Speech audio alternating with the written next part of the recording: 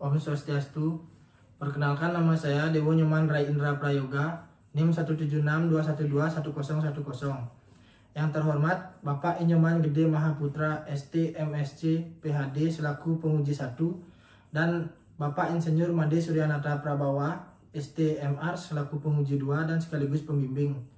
Di sini saya akan mempresentasikan laporan seminar proposal saya yang berjudul Perencanaan dan Perancangan Sekolah Luar Biasa di Kabupaten Buleleng, Bali. Latar belakang.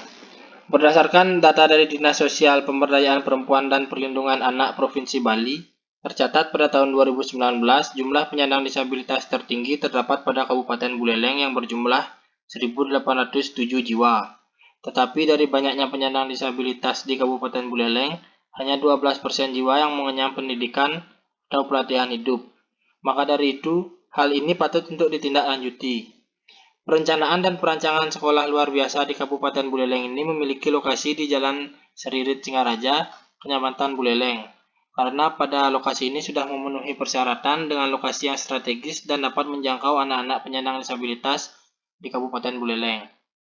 Dengan demikian, diusulkan untuk mengajukan perencanaan dan perancangan sekolah luar biasa di Kabupaten Buleleng yang memiliki fasilitas yang cukup dan layak untuk mewadahi anak-anak penyandang disabilitas untuk dapat belajar dan mengembangkan potensi yang dimilikinya agar mereka dapat mandiri dengan skill yang nanti dimilikinya. Metode penelitian. Setelah mengetahui isu tersebut, tujuan dari perancangan SLB ini yaitu untuk mewujudkan suatu rancangan bangunan dengan fungsi SLB yang dapat mewadahi kegiatan pendidikan dan pelatihan hidup yang cukup dan layak bagi anak penyandang disabilitas di Kabupaten Buleleng. Metode pengumpulan data. Menggunakan data primer dan sekunder.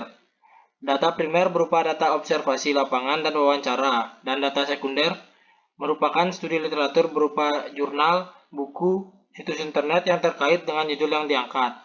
Setelah data terkumpul, selanjutnya data diolah dari data primer kemudian dikaitkan dengan data-data sekunder untuk selanjutnya dianalisa permasalahan yang ada, penyebab dan akibat yang mungkin ditimbulkan untuk selanjutnya dicarikan solusi atau alternatif pemecahannya. Selanjutnya ada studi literatur. Apa itu sekolah luar biasa? Sekolah adalah suatu bangunan atau lembaga pendidikan yang mewadahi kegiatan belajar mengajar yang berkaitan dengan dasar-dasar pendidikan. Lalu, apa itu anak berkebutuhan khusus? Anak berkebutuhan khusus adalah anak yang mengalami keterbatasan atau keluarbiasaan, baik fisik, mental intelektual, sosial maupun emosional yang berpengaruh secara signifikan dalam proses pertumbuhan dan perkembangannya dibandingkan dengan anak-anak lain seusianya. Lalu ditarik kesimpulan, sekolah luar biasa adalah tempat di mana anak-anak berkebutuhan khusus menimba ilmu sesuai dengan kekhususannya, di mana anak berkebutuhan khusus juga berhak untuk mendapatkan pendidikan yang layak untuk mengembangkan potensi mereka walaupun dengan kekhususan yang mereka miliki.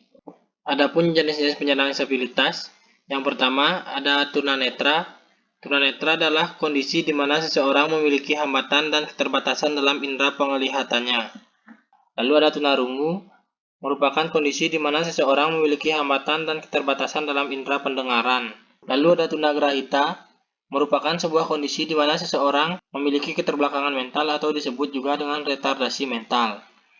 Lalu ada tunadaksa, adalah kondisi di mana para penderitanya memiliki gangguan gerak yang disebabkan oleh kelainan struktur tubuh yang bersifat bawaan atau karena kecelakaan dan kondisi lainnya.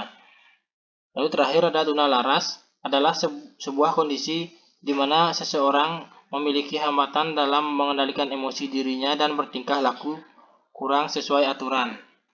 Lalu ada pun beberapa jenis ruang yang terdapat pada sekolah luar biasa menurut Peraturan Menteri Pendidikan Nasional Nomor 33 Tahun 2008. Yang pertama ada ruang bina komunikasi, persepsi, bunyi, dan irama. Lalu ada ruang bina diri, ruang kelas, ruang bina pribadi dan sosial, ruang bina diri dan bina gerak, ruang keterampilan, ruang orientasi dan mobilitas, ruang perpustakaan, dan ruang jamban. Studi preseden. Yang pertama ada The Fletcher School. Sekolah ini memiliki kelebihan yaitu akses menuju bangunan memiliki akses tersendiri, memiliki ruang luar yang dapat difungsikan sebagai tempat berolahraga bagi penyandang disabilitas. Pada preseden The Fletcher School, belum terdapat kekurangan pada studi kasus ini. Lalu yang kedua ada The Ritchie School. Sekolah ini memiliki kelebihan yaitu memiliki fasilitas kelas yang memadai untuk memfasilitasi kegiatan belajar oleh penyandang disabilitas. Pada studi kasus ini memiliki kekurangan yaitu tidak terdapat area parkir dan ruang terbuka, akses menuju bangunan masih menjadi satu dengan jalan utama. Lalu studi kasus yang ketiga adalah Hazelwood School. Sekolah ini memiliki kelebihan yaitu akses masuk dan keluar pada bangunan ini memiliki akses tersendiri. Keberadaan ruang terbuka publik berupa taman yang dapat digunakan oleh penyandang disabilitas. Pada presiden Hazelwood School ini belum terdapat kekurangan pada studi kasus ini. Lalu studi kasus yang keempat ada SLB Negeri 1 Bantul. Sekolah ini memiliki kelebihan yaitu memiliki ruang terbuka publik yang luas dan dapat digunakan sebagai tempat ekstrakurikuler dan upacara bendera. Kekurangannya, akses keluar atau masuk site belum terpisah dan tidak terdapat area olahraga khusus. Spesifikasi proyek. Yang pertama ada karakteristik pengguna. Karakteristik pengguna dibagi menjadi 4 yang terdiri dari siswa penyandang disabilitas, guru, pengelola sekolah, dan orang tua siswa. Lalu ada jenis-jenis ruang. Yang pertama ada fasilitas utama yang mewadahi aktivitas belajar mengajar bagi penyandang disabilitas.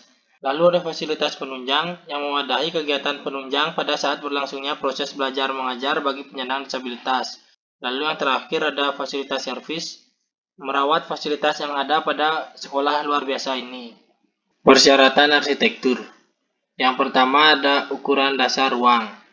Lalu yang kedua ada jalur pemandu. Persyaratan dari jalur pemandu ini meliputi tekstur ubin pengarah bermotif garis-garis menunjukkan arah perjalanan.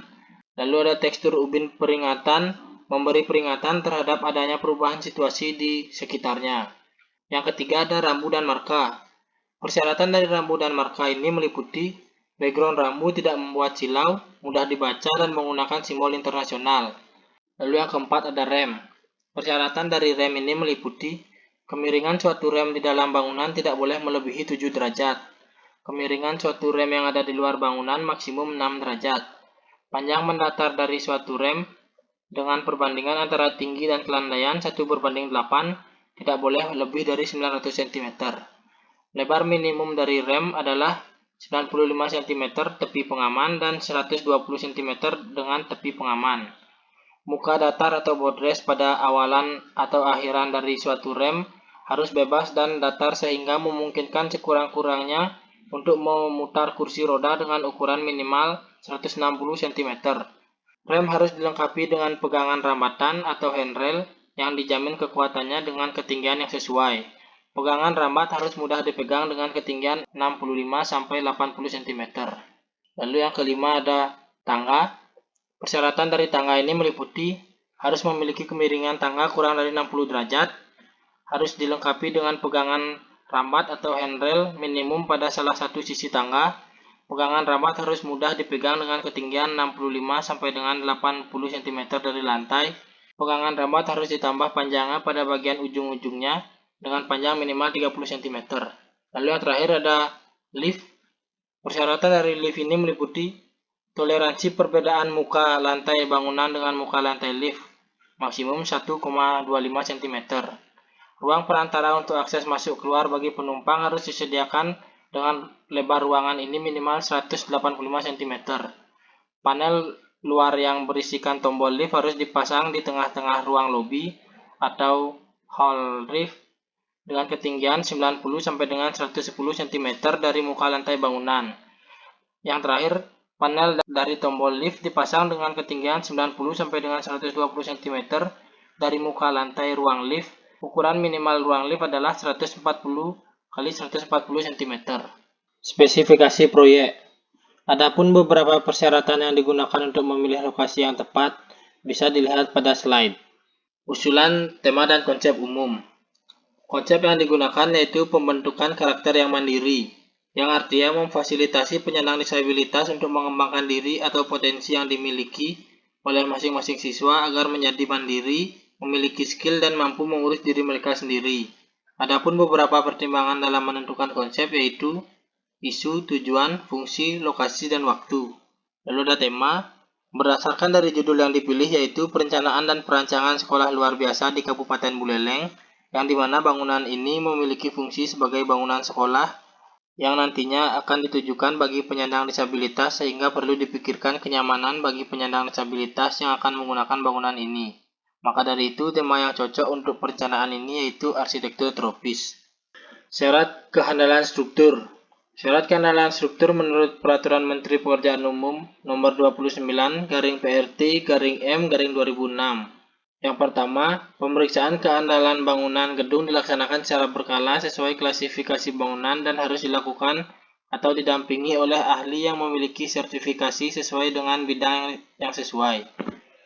Yang kedua, apabila bangunan gedung terletak pada lokasi tanah yang dapat terjadi fluktuasi, maka struktur bawah bangunan gedung harus direncanakan mampu menahan gaya likuifaksi tanah tersebut.